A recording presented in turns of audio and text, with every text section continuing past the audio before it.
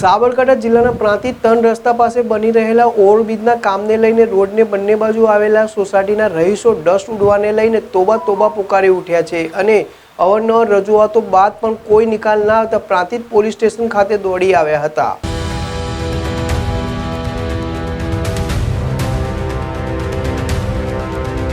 Prantij national highway 8 ઉપર છેલ્લા 4 વર્ષથી 6 લાઇન કામને લઈને ઓવરબ્રિજનું નિર્માણ થઈ રહ્યું છે, તો અહીંથી રાત્રે અને દિવસ દરમિયાન વાહનો દોડતા હોય ધૂળની ડમરે ઉડે છે અને જેને લઈને રોડની બંને બાજુએ આવેલી સોસાયટીઓ તથા ખેડૂતો ત્રાહિમામ પોકારી ઉઠ્યા છે।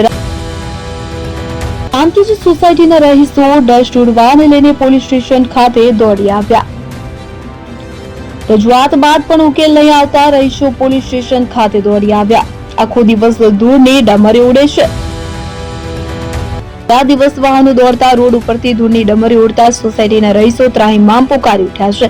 મકાનના બારી બારણા રાત દિવસ બંધ રાખવાનો વારો આવ્યો છે તો પણ મકાનમાં ધૂળ જ દૂર થઈ જાય છે। આખો દિવસ ધૂળની ડમરીઓ ઉડ્યા કરે છે અને રહીશોના સ્વાસ્થ્ય માટે હાનિકારક હોય આ વિસ્તારના રહીશોને અવરજવર અને અવારનવાર શરદી ઉધરસ સહિત નાની મોટી બીમારીઓના શિકાર બન્યા છે। ત્યારે આવેલ ખેતીની જમીન હોય કે ત્યાં પણ જે પાક તૈયાર થયો હોય તો વાવેલ પાક જે ધૂળના કારણે દેખાતો નથી કે નિષ્ફળ જાય છે।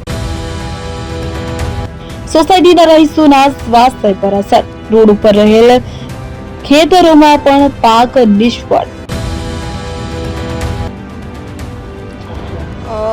હાઈવેની આજુબાજુના સોસાયટીના રહીશો અતિશય ડસ્ટ ઉડવાથી બહુ જ હેરાન થાય છે। નાના બાળકો પણ બીમાર પડે છે।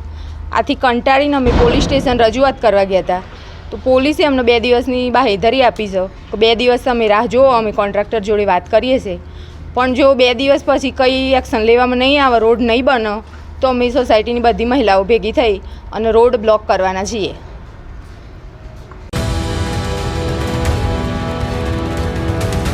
અને છોડના પત્તા સહિત ધૂળમાં ઢંકાઈ જાય છે અને ખેડૂતોને ખેતીમાં પણ મોટું નુકસાન સહન કરવાનો વારો આવ્યો છે। ખેડૂતો તથા આ વિસ્તારમાં આવેલ સોસાયટીના રહીશોએ અનેકવાર રજૂઆતો કરવા છતાં પરિસ્થિતિ જેસે તેની જોવા મળતા રોડની બંને સાઈડમાં આવેલ Gokul park society, green park 1, Gokul park society, Navadra, Yogeshwar society સહિતની સોસાયટીઓની મહિલાઓ સહિત રહીશો મોટી સંખ્યામાં પ્રાંતિજ પોલીસ સ્ટેશન ખાતે દોડી જઈ રજૂઆત કરી હતી તો રોડ કોન્ટ્રાક્ટર 2 દિવસની અંદર રોડની બંને સર્વિસ રોડ બનાવવાની આપવાની ખાતરી આપતા આખરે મામલો થાળે પડ્યો હતો।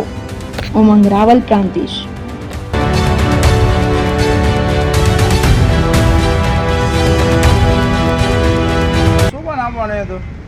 હા, જો ને સવારે 1 મહિનાથી આ બધું ચાલુ છે।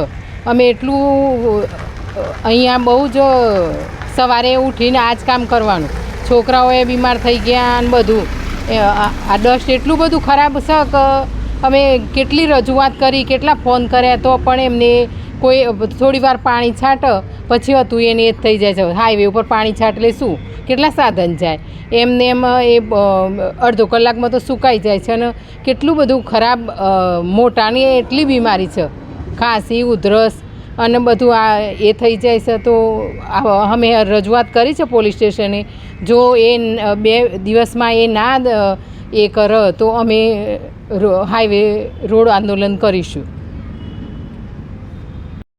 છે છતાંય અમને જવાબ આપતા નથી કે એકબીજાના નંબર આપે છે કે આમને વાત કરો, આમને વાત કરો, કોઈ એક્શન લેતા નથી। પાણી છંટાય છે પણ સાંજે 10, 10:30 અને રાત્રે બહુ ડસ્ટ ઉડે છે। મારા 3.5 વર્ષનું બાળક છે ને 3 મહિનાથી સતત ગળામાં ઇન્ફેક્શન રહે છે ધૂળના કારણે। આજે રજૂઆત કરવા તો શું કીધું સરે? પોલીસ સરે એમ કીધું છે કે 2 દિવસ રાહ જુઓ, પછી કોન્ટ્રાક્ટર જોડે વાત કરીશું, પછી તમે આગળ એક્શન લઈ।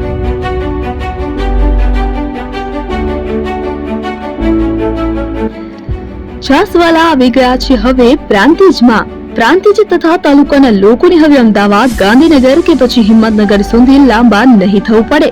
ઘર આંગણે જ છાસવાલા આવી ગયા। લચ્છી, છાસ, દહીં, પનીર, મઠો, ઘી ફેમસ, જેથી જ છાસવાલા નામથી જાણીતા છે।